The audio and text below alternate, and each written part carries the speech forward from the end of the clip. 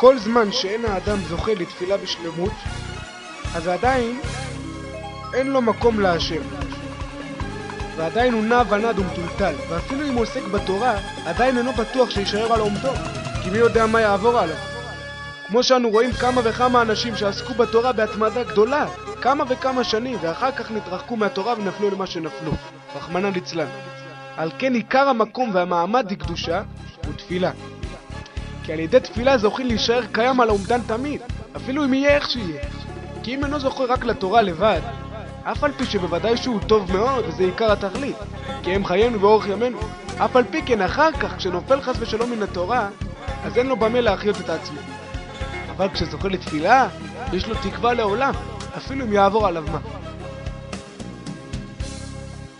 כי על ידי תפילה יכולים להתקרב להשם יתברך תמיד, אפילו אם הוא כמו שהוא, כי אף על פי שהוא רחוק מכל הקדושות ומכל התורה, ואינו יכול להחיות את עצמו בשום דבר, אף על פי כן אם יתלה עיניו למרום ויתפלל להשם יתברך ממקום שהוא שם, עדיין יש לו תקווה.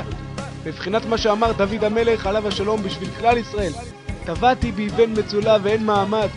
סיים אחר כך, ואני תפילתי לך השם את רצון, כי על ידי תפילה ותחנונים להשם יתברך יכולים לחזק את עצמו תמיד, כי תפילה היא בחינת מעמד ומקום, אפילו באבן מצולה חס ושלום שאין שם שום מעמד.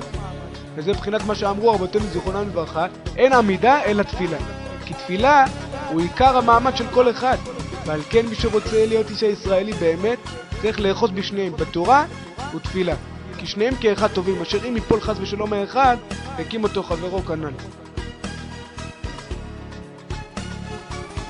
יש בני אדם שאומרים שכשהצדיק גדול במעלה מחמת גדולתו אינו יכול להשגיח ולהסתכל על בני העולם, כי הוא רחוק מהעולם.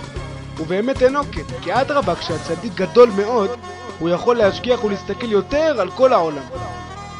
וכמו שמצינו ברבן יוחנן בן זכאי, שבוודאי היה גדול במעלה מאוד מאוד, יותר ויותר הרבה מהצדיקים שבזמן הזה,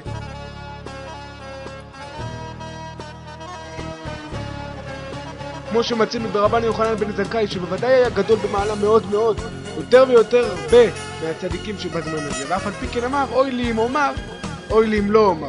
נמצא שרבן יוחנן בן זכאי היה בקיא כל כך בתוך העולם, עד שהיה מתיירא לומר דברי תורה שלא ילמדו ממנו הרמאים. הרי שהיה בקיא מאוד בעולם, עד שאדרבה היה מתיירא פן ילמדו ממנו רמאות. כי באמת כל מה שהצדיק גדול ביותר יכול להשגיח ולהסתכל בעולם יותר. כי הלא השם יתברך הוא מרומם ומנוסה מאוד מאוד מן העולם, ואף על פי כן הוא משגיח בהשגחה פרטיות על כל העולם. כי באמת מי שהוא יש, אזי אינו יכול להיות בכל מקום בבת אחת. כי מה שהוא ישות, כשהוא עומד כאן, אינו כאן. כגון כשהוא באיזה עבודת השם, אינו יכול להסתכל בעולם. אבל מי שהוא עין, אין מקום שלא יהיה שם, כי אין לו מקום כלל. ועל כן כל מה שהצדיק נכלל יותר בעין, הוא יכול להשגיח ולהסתכל בעולם ביותר. כי אין שייך לומר עליו שהוא במקום גבוה ורחוק מהעולם, כי אין לו מקום כלל. כמו שמובא בדברנו בשם המגיב, על הרוצה להחכים יתרים וכו' לעיין שם. צריך כל אדם לדע שבכל עת שמתנוצץ לו איזו התנוצצות אלוקות, או אם להתעורר באיזו התעוררות חדש להשם יתברך, אזי מתגרים בו יותר ויותר, וצריך להיות חזק הרבה לבל ליפול מזה, ואל יחלש דעתו על ידי זה, אפילו אם יהיה כן אלפים ורבבות פעמים, חס וחלילה. רק צריך להתחזק הרבה על ידי התורה, היינו שיתחזק להמשיך חידושי תורה אמיתיים, ואפילו מי שאינו זוכה לזה, יחזק את עצמו על כל פנים לעסוק בתורה בהתעוררות חדש, ומקיים את כל דברי התורה בפשיטות ובתמימות, ולא יצא מדרכי התורה חס ושלום. כי אף על פי שלפי אור התלהבות לבבו הוא נחשף להיות קדוש ופרוש ומובדל לגמרי מעבלי העולם הזה, לפי הזריחה של ההתנוצצות הזה, הוא באמת כך ראוי להיות. אך אם אף על פי כן יצרו מתגבר עליו ומתגרה בו עתה ביותר דאיקה, אל ליפול לגמרי על ידי זה חס ושלום, רק יתחזק לבלי לצאת על כל פנים מדרכי התורה בפשיטות. ויקיים מקרא שכתוב אל תצדק הרבה ואל תרשע הרבה, שלא ירשע הרבה חס ושלום על ידי שרצה לצדק הרבה ולא עלתה בידו.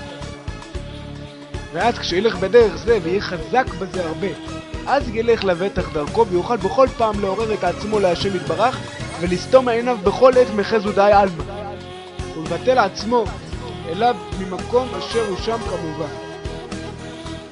לבטל את עצמו להשם יתברך. ואם יזכה לבטל את עצמו באמת מעתה, לצאת מחז ודאי אלמה לגמרי, כראוי באמת בוודאי מה טוב. ואם לאו, חס וחלילה על כל פנים לא ייפול מזה כלל וכלל, רק יחזק את עצמו להיות איש כשר בפשיטות גמור. על פי דרכי התורה הקדושה, כי התורה משברת ומבטלת כל הסטרא אחרא הרוצים להתקרות בנו חס ושלום.